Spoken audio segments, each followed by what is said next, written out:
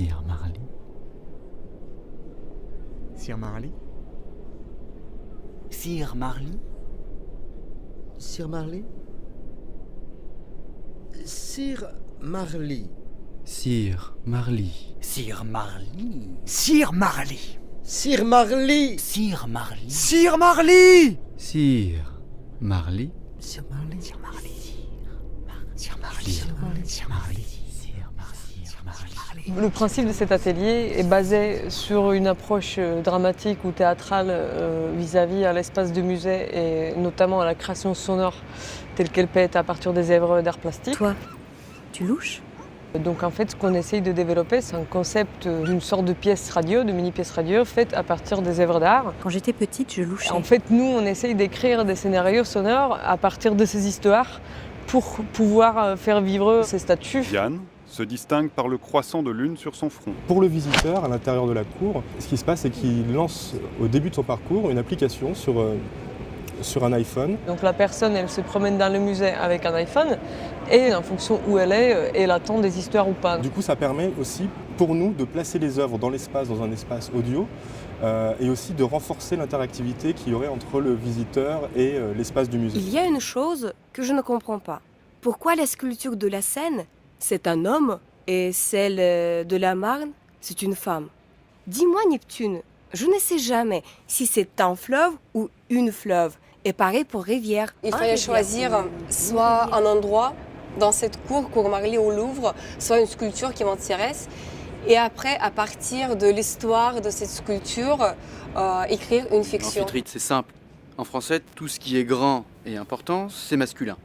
Et tout ce qui est plus petit et moins important, c'est féminin. Moi, j'ai choisi le palier au milieu. C'est 4 sculptures, la Seine, la Marne, Neptune et Amphitrite, la déesse de la mer, la femme de Neptune. Il y a 4 sculptures liées par l'idée de l'eau.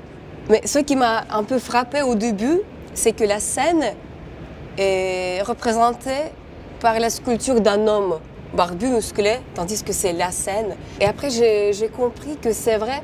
La Seine, c'est un fleuve, c'est pour ça que c'est un homme. Et donc la Marne, c'est une rivière, donc c'est une femme. C'est à partir de cette idée-là que j'ai commencé mon scénario. Hommes et femmes, chacun est complémentaire de l'autre. Si l'on peut envoyer un homme sur la Lune, pourquoi ne pas tous les y envoyer? Mais qui va garder les enfants? L'homme est un mystère pour la femme. La femme, une énigme pour l'homme. À vos marques, prêts?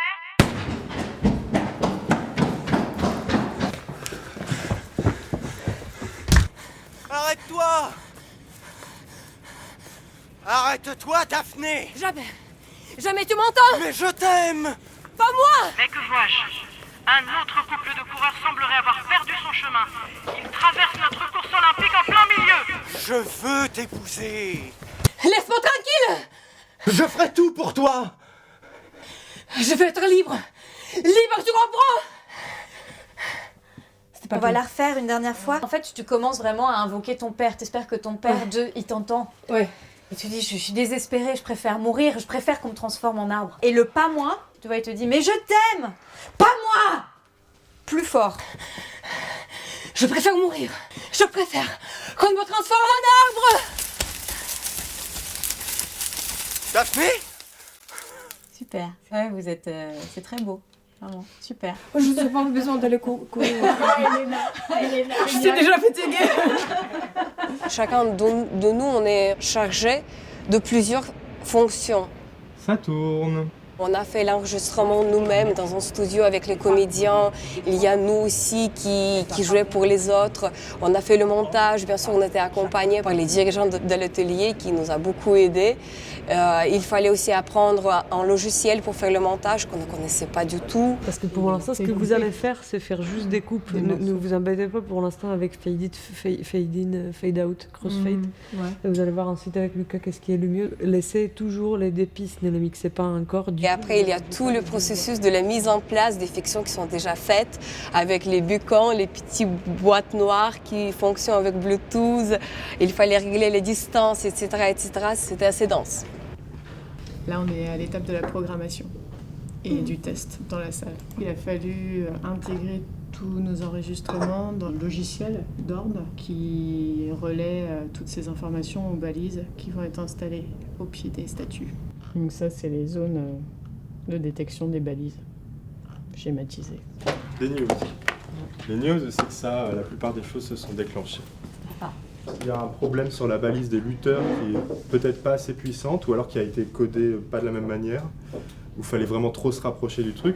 Et sinon, pour le reste, ça marche. Ça veut dire que les positions sont gérables et qu'on peut les soumettre comme ça au Louvre pour avoir l'autorisation. Il n'y a plus qu'à trouver où est la peau de banane à l'intérieur des pistes. Principalement, les modifications qu'on va faire, c'est d'enlever des conditions. Les conditions, il faut faire le plus simple possible, entrée, sortie de radius, mais déjà une première couche d'implémentation la plus simple possible pour avoir une première expérience fonctionnelle. Donc des events. Traître chien! Comment tu peux faire ça à moi, reine d'Afrique? C'était des sculptures du XVIIe siècle qui ont été construites sur la commande de Louis XIV pour le parc Marly. On s'est rendu compte qu'il y a certaines statues qui, dans la nouvelle scénographie du Louvre, se retrouvent côte à côte, alors qu'au parc, originalement, il y avait 40 mètres de distance, par exemple. Donc ça, c'était quelque chose qui était très intéressant aussi pour nous, d'essayer de regagner cette distance et de voir comment on peut donner aux spectateurs, voir cette ambiance assez méditative telle que Parc Marly aujourd'hui. Change ton cap.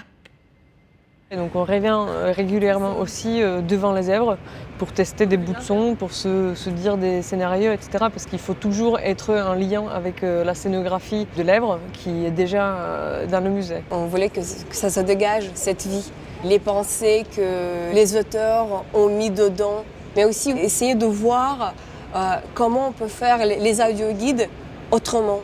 Ne pas raconter d'une façon narrative qu'est-ce que c'est cette œuvre, mais donner la vie, oui. Ce que je me suis rendu compte, c'est que ça marche quand c'est contre les murs qui se... Tu vois, là, les lutteurs, je les ai plaqués contre ce mur-là. Celui-là, s'il interfère encore, on va le mettre ici aussi. La technologie a influencé l'écriture des scénarios, et c'était quelque chose à prendre en compte dès le début pour les étudiants. Après, pour eux, ce qui est important, c'est de comprendre comment on peut implémenter ça pour une application. Aussi pour les étudiants, c'est l'importance du travail en équipe dans ce genre de projet. Chacune est responsable d'un endroit, mais doit en permanence s'intéresser et faire des allers-retours avec les autres projets. L'idée n'étant pas d'avoir un rapport très didactique aux œuvres, mais d'amener le visiteur dans une immersion globale. Avec nous, ça marche très bien. Donc j'espère que s'il y a des fautes, ça va être la nouvelle version de l'application. Et après cette expérience, je regarde autrement les sculptures. Je les regarde et je vois les personnages, les vies, les histoires. Et ça donne envie vraiment de continuer ce travail. J'espère qu'on va le faire.